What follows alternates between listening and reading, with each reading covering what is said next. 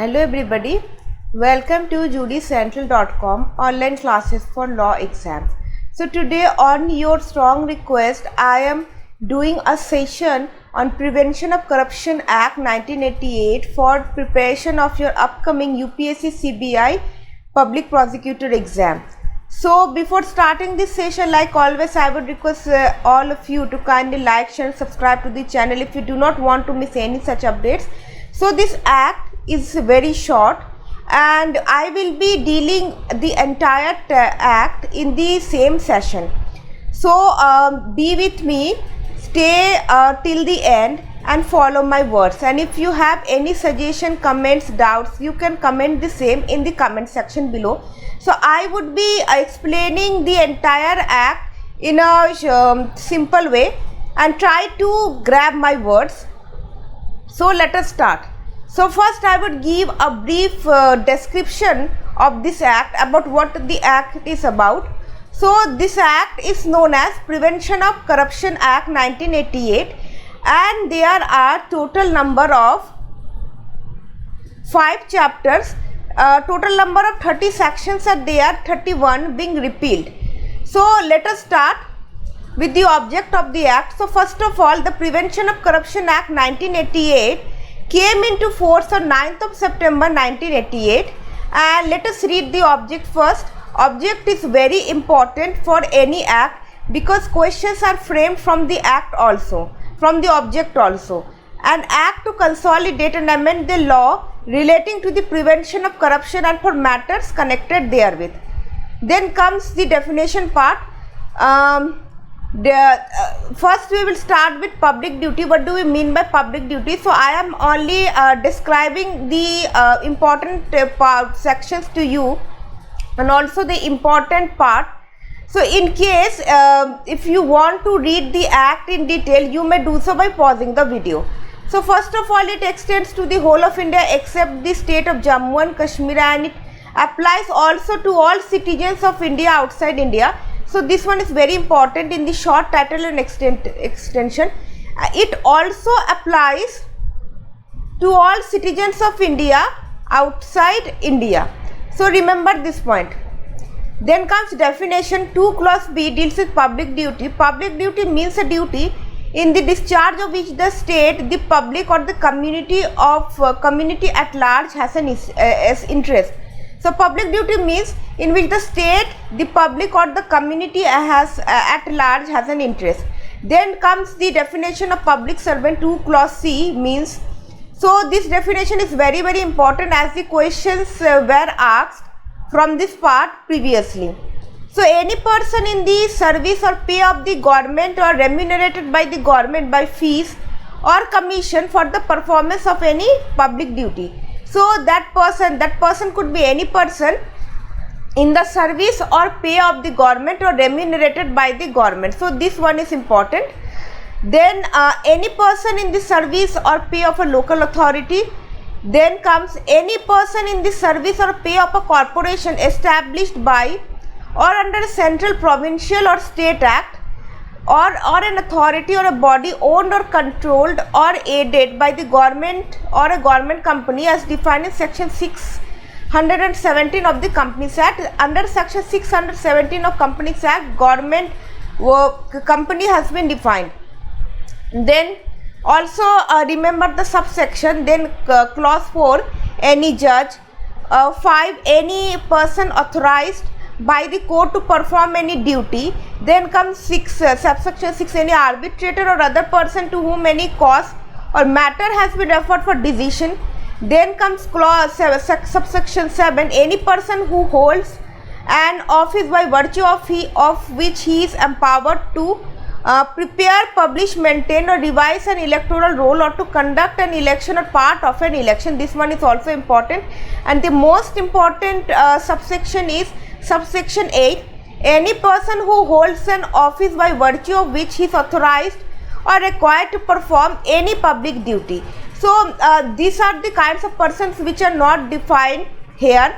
So under this subsection, a sitting MLA or MP is actually applicable. So like previously a question was asked like a sitting MP or MLA is guilty or say is an accused under Prevention of Corruption Act, and he may be held guilty under which subsection. So the subsection is clause 8, any person who holds an office by virtue of which he is authorized or required to perform any public duty, subsection 2 clause 8. Then any person 9, then any person who is the president, secretary or other office bearer of a registered cooperative society engaged in agriculture, industry, trade or banking, receiving or having received any financial aid from the central government or a state government. Then comes 10th, any person who is a chairman, member or employee of any service, commission or board. Subsection 11, any person who is a vice chancellor or member of any governing body, professor, reader, lecturer or any other teacher or employee. 12, any person who is an office bearer or an employee of an educational, scientific, social, cultural or other institutions. And let us read the explanation 1. Public servants whether appointed by the government or not. So persons falling under any of the above subclauses are known as public servants whether appointed by the government or not. So remember one thing, while you are reading this section, the definition of public servant, make sure that you also remember the subsections. There are total number of 12 subsections for the definition of public servant. Section 2 clause 8 deals with any person who is not defined here under and who is engaged in the service of public duty. This is the chapter 1. Chapter 1 contains only 2 sections. Then we will move to chapter 2, appointment of special judges. So this section is also very, very important. Section 3, power to appoint special judges.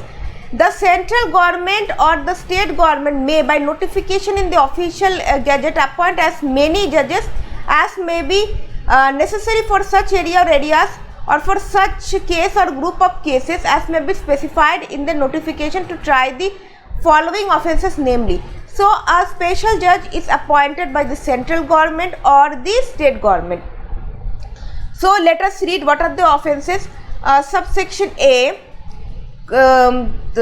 any offence, clause A, any offence punishable under this act and any conspiracy to commit or any attempt to commit or any abatement of any of the offences specified in clause A. First of all, any offences which is defined under this act, and also any commit or attempt to commit or abatement of any such offence which is defined, which is given under clause A. And subsection 2, a person shall not be qualified. So subsection 2 deals with the eligibility criteria of a special judge.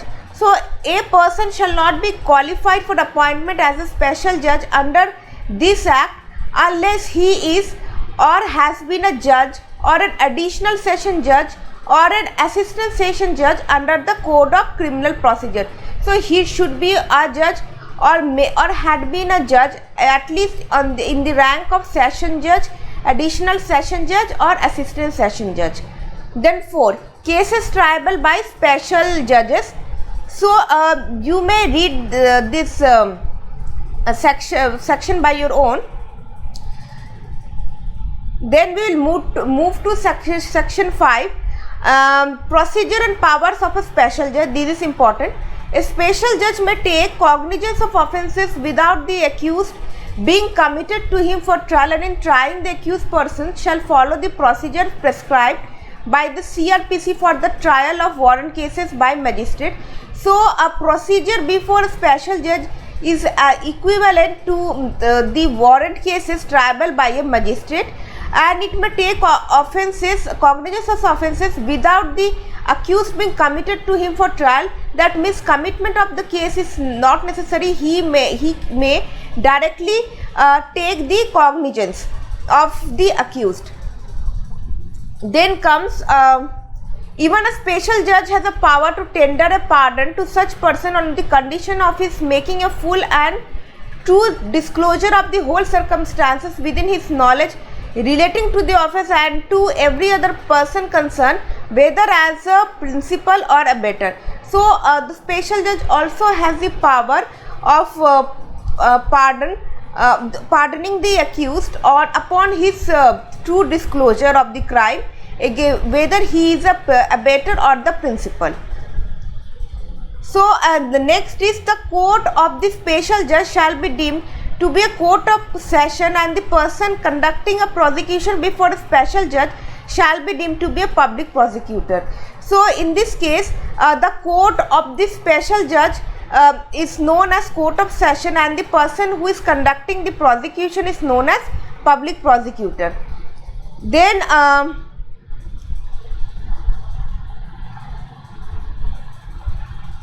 so, and also a special judge shall be deemed to a magistrate.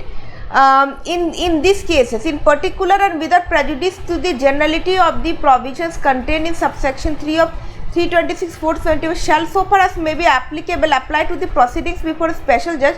For the purposes of this said provisions, a special judge shall be deemed to be a magistrate. So according to this provision, a special judge shall also be deemed to be a magistrate in terms of section 326 and 475 of the CRPC.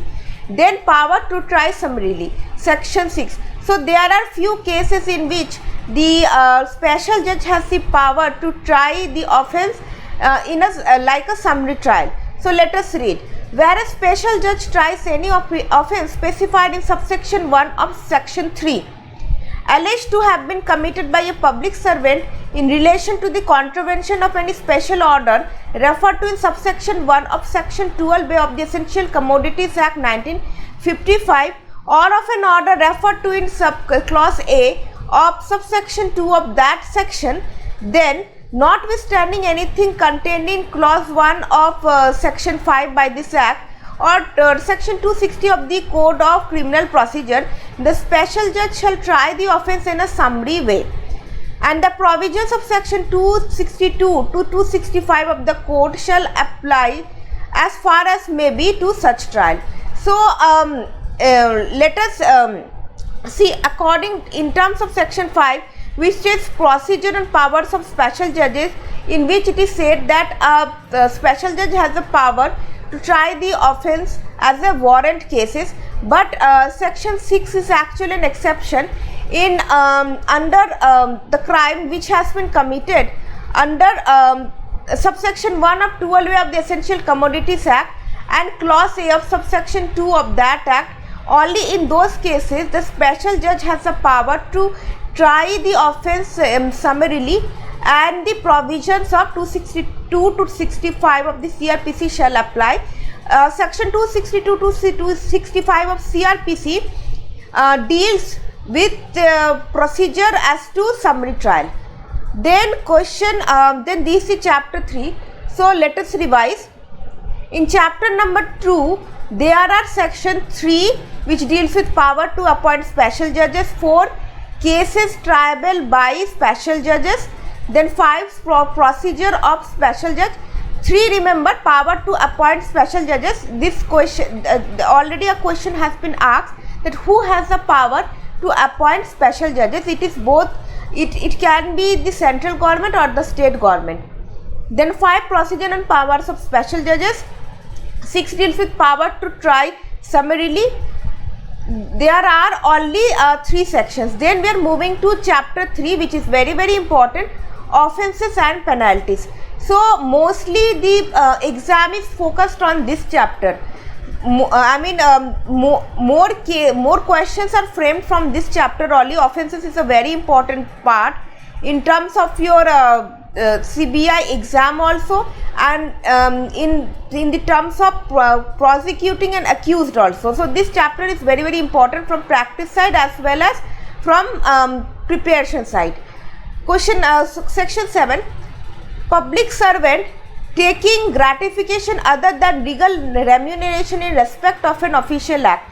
Whoever being or expecting to be a public servant accepts or obtains or agrees to accept or attempts to obtain from any person. So that public servant must be expecting to be a public servant. He shall be a public servant, or maybe in expectation of being a public servant in future.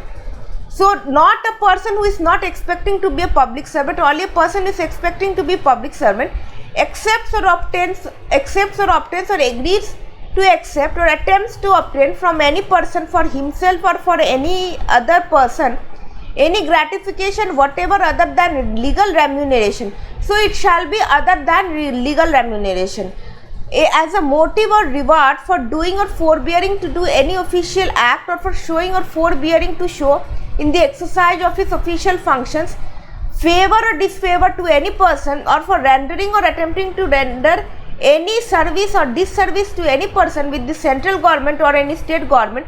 So that person, that public servant, it doesn't matter whether he is in a central government or in the service of a state government or parliament or the legislature of any state, or with any local authority, corporation or government company referred to in clause C of section 2, or with any public servant whether named or otherwise, shall be punishable with imprisonment which shall not be less than 3 years and which may also extend to 7 years. So under section 7, in contravention of section 7, the punishment prescribed is minimum 3 years to maximum 7 years and shall also be liable to fine. And who are the person?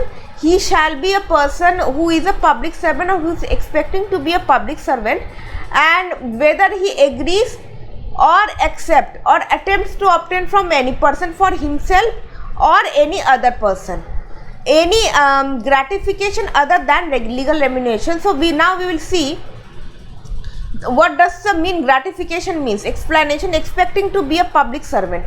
So suppose if a person not expecting to be in office obtains a gratification by deceiving others into a belief that he is about to be in office and that he will then serve them, he may be guilty of cheating, but he is not guilty of the offence defined in this section. So in this case, if a person who cheats somebody not expecting to be a public servant, he will be guilty of cheating only, but no section will be applicable to him if he contravenes the same. Then gratification. The word gratification is not restricted to pecuniary gratification or to gratification estimable in money.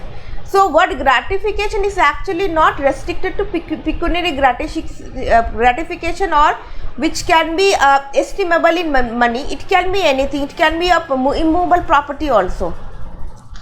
Then clause E, where a public servant induces a person erroneously to believe that his influence with the government has obtained a title of that person and thus induces that person to give the public servant money or any other gratification as a reward for this service, the public servant has committed an offence under this act. Even in the case if that person not only accepts or attempts, but even if he influences any person for any for receiving any gratification in his for his service as a reward for his service, he may also be liable. He will also be liable under this section. Section 8. Gratification in order by corrupt or illegal means to influence public servant. So section 8 deals with taking gratification in order by order or illegal means to influence public servant.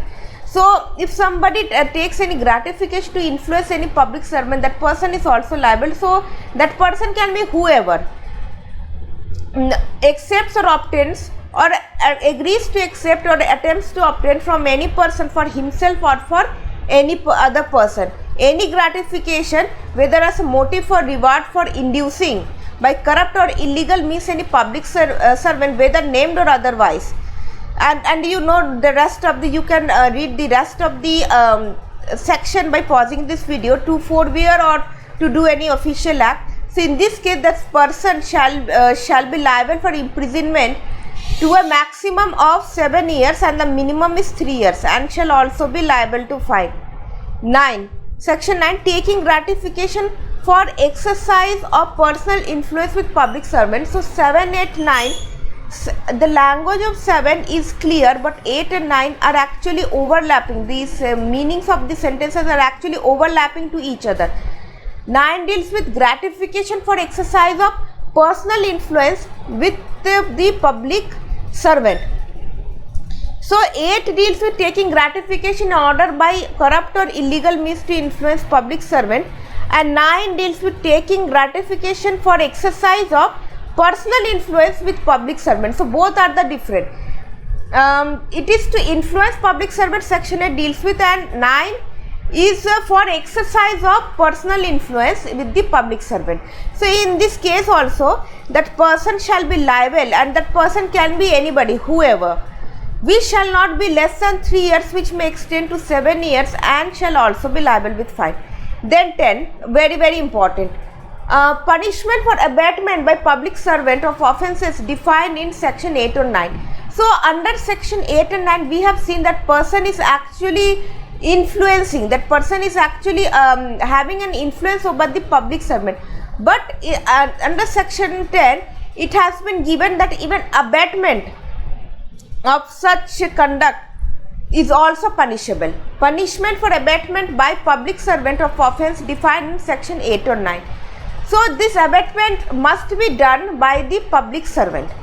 So whoever being a public servant in respect of whom either of the offences defined in section 8 or section 9 is committed, abates the offence, whether or not that offence is committed, in consequences of that abatement shall be punishable with imprisonment for a term which shall not be less than 6 months, but which may extend to 5 years, and shall also be liable to fine.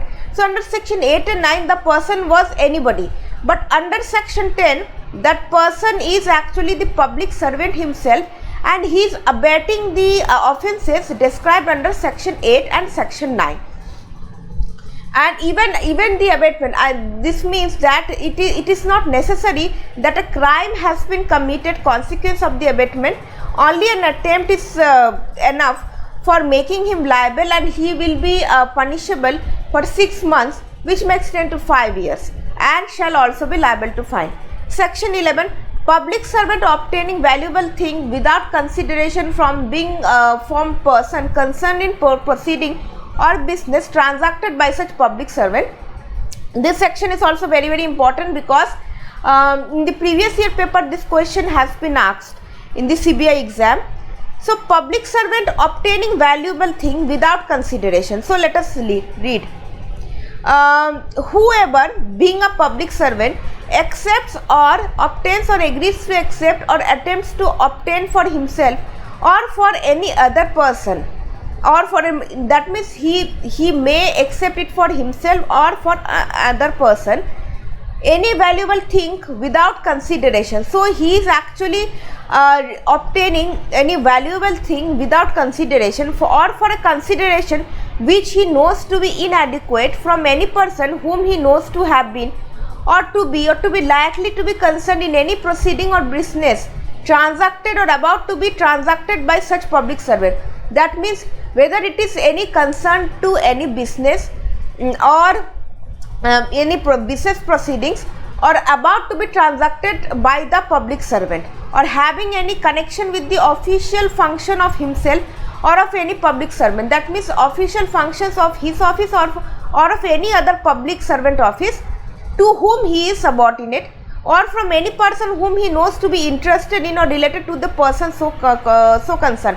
So that would be concerned with the office of himself or to the office of any other public servant to whom he is subordinate, or from any other person whom he knows to be interested in related to the person so concerned, shall be punishable with imprisonment for a term which shall not be 6 months, but which may extend to 5 years, and shall also be liable to fine. So section 11 is actually equivalent to section 25 of Contract Act, which says that if a valuable thing has been obtained, or the consideration is not adequate for that property, then that contract is actually termed as void. So this is actually something equivalent to that, but this is something different. Public servant obtaining valuable thing without consideration from person concerned in proceeding or business transacted by such public servant. So that business shall be transacted by such a public servant only. 12. Punishment for abatement of offences in section 7 or 11. Then a punishment is provided for abatement of section 7 or 11. Section 7 deals with receiving of gratification by public servant to do any illegal act. Let us read once again. Public servant taking gratification other than legal remuneration in respect of an official act. And 11 we have already read, that public servant obtaining any valuable thing without consideration. Then question number 13. So let us read under section 12, for the abatement of offences given under section 7 and 11, the punishment is 3 years, which may extend to 7 years and shall also be liable to fine. 13, very important again, criminal misconduct by public servants. So what are criminal misconduct? So let us read. A public servant is said to commit the offence of criminal misconduct if he habitually accepts or obtains or agrees to accept or attempts to obtain. That means if he is in the habit of accepting gratification or obtains or agrees to accept such gratification or even attempt to obtain such gratification from any person for himself or for any other person, any gratification other than legal remuneration as a motive for reward, such as mentioned in section 7, what we have already read in section 7. And then clause B, if he habitually accepts or obtains or agrees to accept or attempts to obtain for himself or for any other person any valuable thing without consideration, like we have read in section 11, or for a consideration which he knows to be inadequate. It shall be without consideration or for a consideration which he knows to be inadequate. And also subclause C, if he dishonestly or fraudulently misappropriates or otherwise converts for his own use any property entrusted to him or under his control as a public servant, or allows any other person so to do. So if he dishonestly or fraudulently misappropriates or otherwise converts for his own use any property which is entrusted to himself. And D, if he corrupt by illegal means, corrupt or illegal means obtains for himself or for any other person any valuable thing or pecuniary advantage. Apart from that, then by abusing his position as a public servant obtains for himself or for any other person any valuable thing or pecuniary advantage. Or 3, holding office as a public servant obtains for any person any valuable thing, pecuniary advantage without any public interest. So the third says that while holding office as a public servant, he obtains any valuable thing for any other person or pecuniary advantage without any public interest. And E, if he or by any person on his behalf is in possession or has at any time during the period of his office been in possession for which the public servant cannot satisfactorily account of pecuniary resources or property disproportionate to his known sources of income. This one is very important. This is section 13 clause E. That means like earlier we were reading the gratification which he has taken, which can be counted in terms of money, or which can be valued which can be valued in terms of money. But he is actually saying, subsection E is actually saying that he has obtained something for which he cannot make any account, and which is actually disproportionate to his known source of income, and that property can be received by himself or on his behalf by any other person, which we cannot satisfactorily account, which cannot be accounted in terms of money. So and this is applicable to even money, pecuniary resources or property disproportionate to his known sources of income. So it is applicable to both movable and immovable property. Explanation: for the purposes of this section, known sources of income means, read this, means income received from any lawful source, and such receipt has been intimated in accordance with the provisions of any law, rules or orders for the time being applicable to public servant. So known sources of income means income received from any lawful source, means the income which he is receiving from the government. Any public servant, subsection 2, any public servant who commits criminal misconduct shall be punishable with imprisonment for a term which shall not be less than 4 years but which may extend to 10 years and shall also be liable to fine. So a public servant who is guilty of criminal misconduct shall be punishable for a minimum period of 4 years and to a maximum period of 10 years, and he shall also be liable to fine. So there are total number of E clauses, and clause E is very important. Criminal misconduct by a public servant, section 13, subclause E. 14. Habitual committing of offence under section 8, 9 and 12.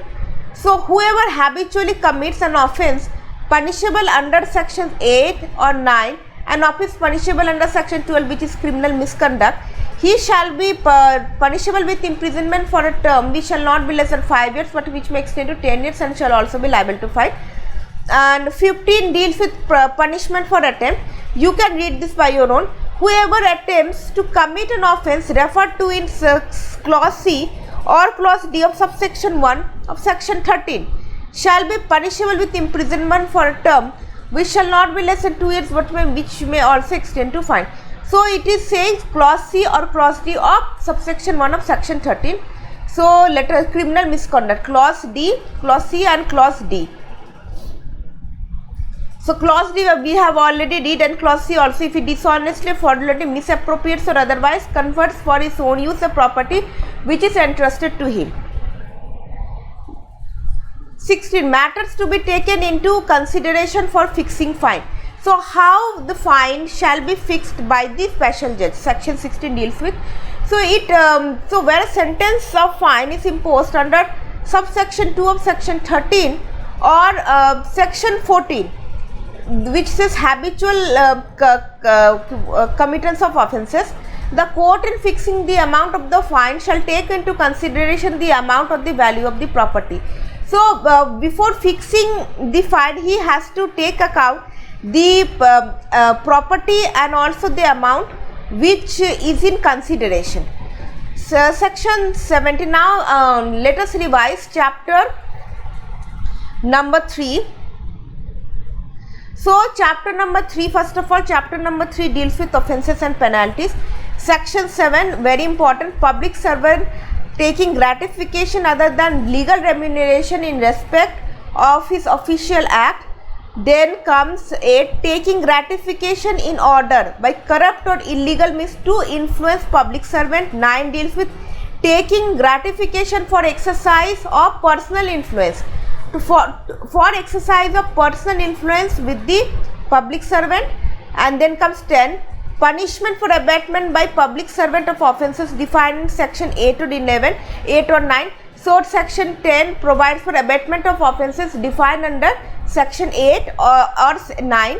Then 11, public servant obtaining valuable thing without consideration from person concerned in proceeding or business transacted by such public servant.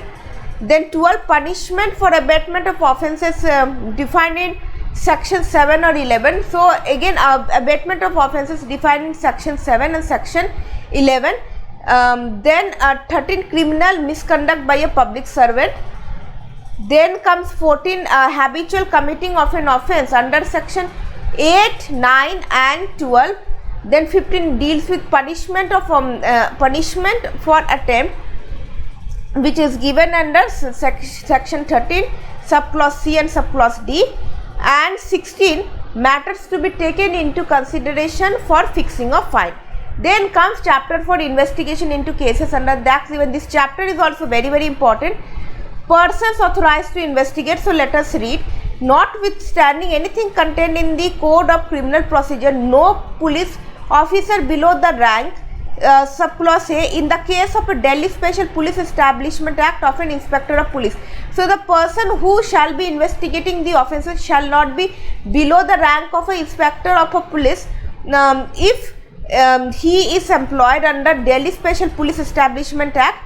And in the case of metropolitan areas of Bombay, Calcutta, Madras and Ahmedabad, in any other metro or in any other metropolitan area, such as under subsection 1 of section 8 of Code of CRPC, which is given under CRPC, of an Assistant Commissioner of Police. Other than the police official who is employed under Delhi Special Police Establishment Act, if he is employed in any of these 4 metropolitan cities, Bombay, Calcutta, Madras and Ahmedabad, then he shall be to the rank of an Assistant Commissioner of Police. And elsewhere, that means if that person doesn't fall in the above 2 sub clauses, then it shall be a Deputy Superintendent of Police or a police officer of equivalent rank, or anybody who is of the equivalent rank of DSP, shall investigate into any offence punishable under this act without the order of a metropolitan magistrate or a magistrate of the first class, as the case may be, or make any arrest therefore without a warrant. So under this subsection, a wide power has been given to the investigating officer, that he is not required to take any permission, any order, say, or any order from the metropolitan magistrate, and he may also make arrest without the order of the metropolitan magistrate, provided that if a police officer not below the rank of an inspector of police is authorized by the state government in this behalf by general or special order, he may also investigate. So apart from this, if a police officer, that he shall not be below the rank of an inspector of police, if he is authorized by the state government in this behalf by general or special order, he may also investigate that offence and may also arrest the offender without the order of the magistrate, provided further that an offence referred to in subclause E of subsection 1 of section 13 shall not be investigated without the order of a police officer not below the rank of a superintendent of police. So we have already read the subsection 13, the subclause E of section 13, which says that amassing a property which is disproportionate to his known sources of income. So if a person is accused of that offence, that then a permission has to be taken from the deputy superintendent, not below the rank of a superintendent of police. Then section 18, power to inspect banker's book. So even the investigation, this section specifies the powers of the investigating officer. He also has the power to inspect banker's book relating to the accounts of the person suspected to have committed that offence, or of any other person suspected to be holding money on behalf of such person. Means that person and any other person who is holding on behalf of such person, and take or cause to be taken certified copies of the relevant entries therefrom, and the bank concerned shall be bound to assist the police officer in the exercise of his powers under this act. So even the investigating officer has the power to investigate the banker's book. Then provided that no power under this subsection in relation to the accounts of any person shall be exercised by a police officer below the rank of a superintendent of police, unless he is specially authorized in this behalf by a police officer of or above the rank of a superintendent of police. And also under this section, accounts cannot be inspected below the rank of a superintendent of police or any other person who has received the authority of the permission from the superintendent of police, or above the rank of superintendent of police, of course. Explanation. So the expressions bank and bankers books shall have the meanings respectively assigned to them in the Bankers Books Evident Act. So this question may be asked, also it is important, this is the reason why I have highlighted this. Bank and bankers books shall have the meaning as defined under Bankers Books Evidence Act 1891. So let us revise chapter number 4. So chapter number 4 has total number of 18 sections. There are only 2 sections, 17 and 18, very important section. It deals with investigation into the cases under the act. Section 17 deals with persons who are authorized to investigate, and 18 deals with power to investigate banker's book. And the only a person who is of the rank of superintendent of police has the power to inspect the banker's book, and also a person who has received the permission or authority from a person who is above the rank of superintendent of police. Then come chapter 5, sanction for prosecution and other miscellaneous provision. This chapter is also very important. This section is very important. Section 19, previous sanction necessary for prosecution. So questions have come from this section have framed in this way, that whether if a police officer investigates or if a court tries an offender who is accused of this crime and no permission, no sanction has been taken from the appropriate authority, so whether the trial is vitiated or not, or whether the sanction is necessary or not to prosecute that person. So let us read. We will answer those questions by reading this section. Section 19, previous sanction necessary for prosecution. No court shall take cognizance of an offence punishable under sections 7, 10, 11, 13 and 15 alleged to have been committed by a public servant, except with the previous sanction save as otherwise provided in the Lokpal of Lokayuktas Act 2013, in the case of a person who is employed in connection with the affairs of the union with the sanction of the central government. So it is providing who is the sanctioning authority of a person who is employed under central government or state government. So no court shall take cognizance. So first of all, the section starts that no special judge or no court shall take cognizance of any offence which is defined under section 7, 10, 11, 13 and 15 alleged to have been committed by a public servant. So in the case of a person who is employed in connection with the affairs of the union, then with the sanction of the central government. Subclause B, in the case of a person who is employed in connection with the affairs of a state with the sanction of the state government. C, in the case of any other person of the authority competent to remove from his offence, and in other case, then any other authority who is competent to remove that person. And now we will read subsection 2. Where for any reason whatsoever any doubt arises whether the previous sanction as required under subsection 1 should be given by the central or the state government, then if such confusion arises that who shall give the sanction, then such sanction shall be given by that government or authority which would have been competent to remove the public servant from his office at the time when the offence was alleged to have been committed. So then the permission shall be given, the sanction shall be given by the person who is authorized to remove that person from his office or post. Then notwithstanding, this is the non-obstante clause and this is very important. Section 3, notwithstanding anything contained in the CRPC, no finding, sentence or order passed by a special judge shall be reversed or altered by a court in appeal, confirmation or revision on the ground in the absence of or any error, omission or irregularity in the sanction required under subsection 1, unless in the opinion of the court a failure of justice has in fact been occasioned. So this non-obstante clause is actually overriding subsection 1 of section subsection 19. So it says that even if the special judge is prosecuting that person and in the absence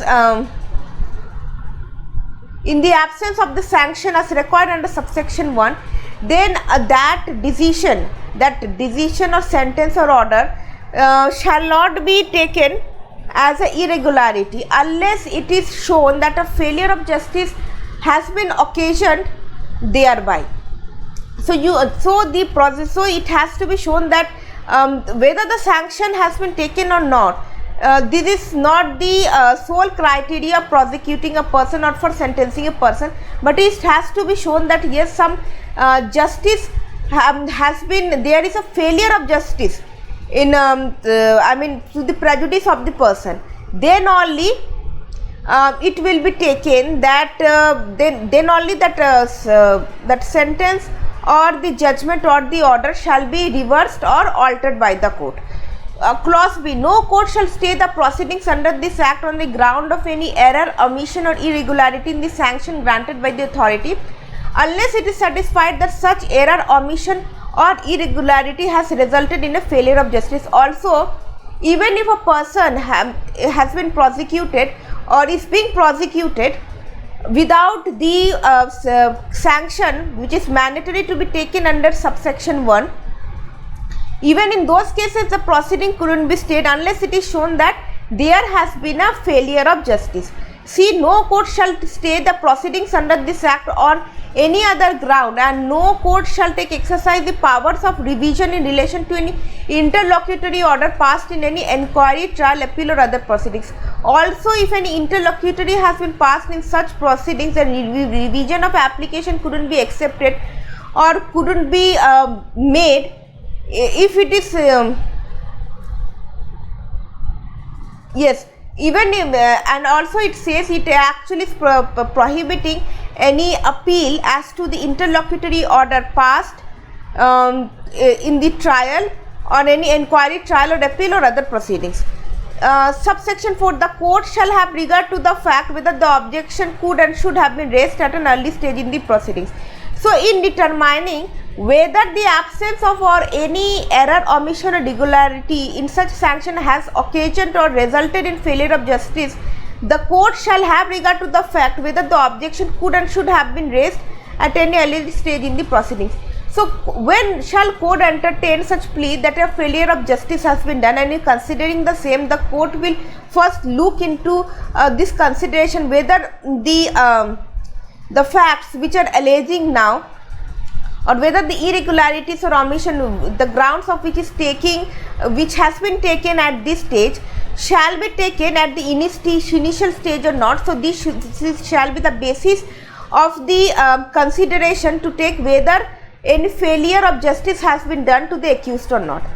Explanation: for the purpose of this section, clause A, error includes competency of the authority to grant sanction. B, a sanction record for prosecution includes reference to any requirement that the prosecution shall be at the instance of a specified authority or with the sanction of a specified person or any requirement of a similar nature. 20, presumption that public servant accepts gratification other than legal remuneration. So, what shall be the presumption? Very, very important. So, under subsection 7 or subsection 11 of or clause A or clause B of subsection 13 of section 13 clause 1, it is proved that an accused person has accepted or obtained or has agreed to accept or attempted to obtain for himself or for any other person any gratification other than legal remuneration or any valuable thing from any person shall be presumed unless the contrary is proved. So, there is already a presumption that if a person is prosecuted for a trial under section 7, 11 or 13, subclause A or clause B of section 11 and subsection 1 of section 13, then the presumption has to be made that yes, that person has accepted the gratification other than legal remuneration unless it is proved otherwise.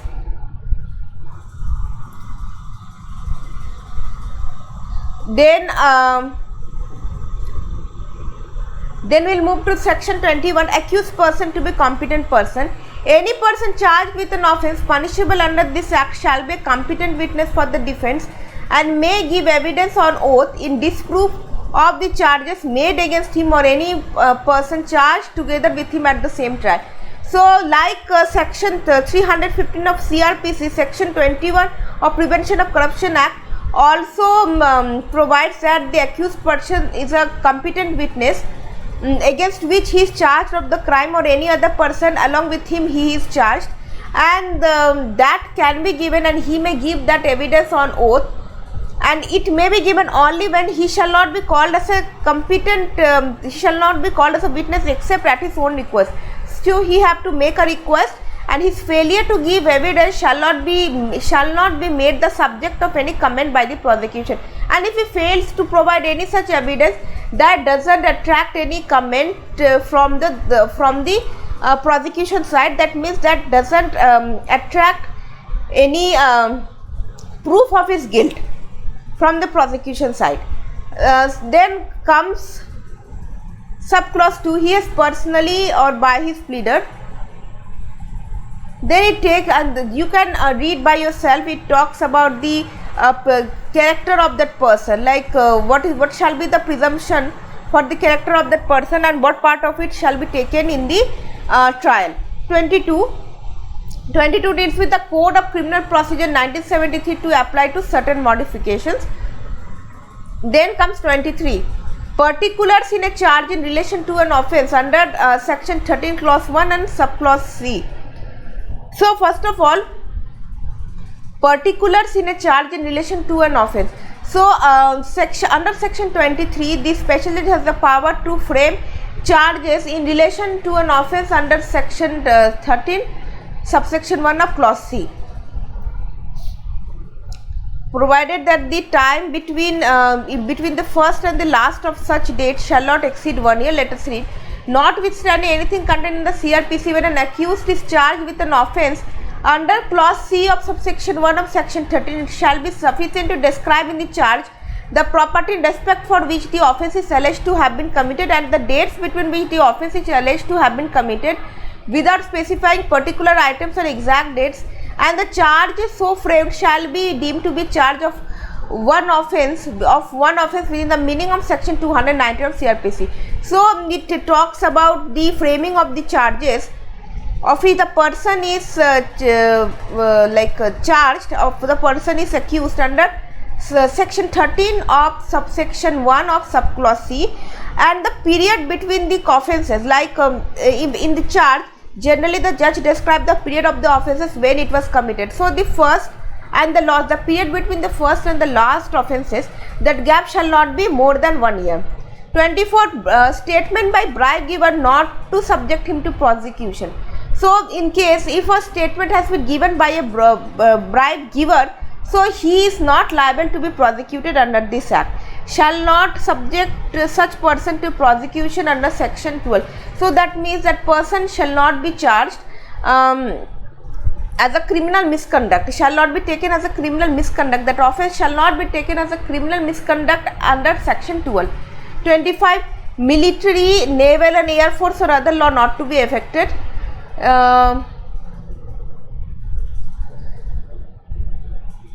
Then comes 27, appeal and revision. Subject to the provisions of this act, the High Court may exercise, so far as they may be applicable, all the powers of appeal and revision conferred by the CRPC on a High Court, as if the court of the special judge were a court of session trying cases within the local limits of the High Court. So only High Court has the power of appeal and revision, and that appeal shall be taken as if the appeal has been made from the court of session. Act to be in addition to any other law, this is section 28. And then comes section 30, repeal and savings. This is important. Like generally in the past examinations I have seen, like many questions are framed from the appeal, from the repeal and savings. Generally we miss out this part, but do not miss this part. Read this part properly, because questions may be framed from this part also. Repeal and saving. The Prevention of Corruption Act 1947 and the Criminal Law Amendment Act are hereby repealed. So by this Prevention of Corruption Act 1988, the Prevention of Corruption Act 1947 and Criminal Law Amendment Act 1952 are hereby repealed, and section 31 also. Read this, because earlier it was a section, but now it is repealed. It repealed by the repealing and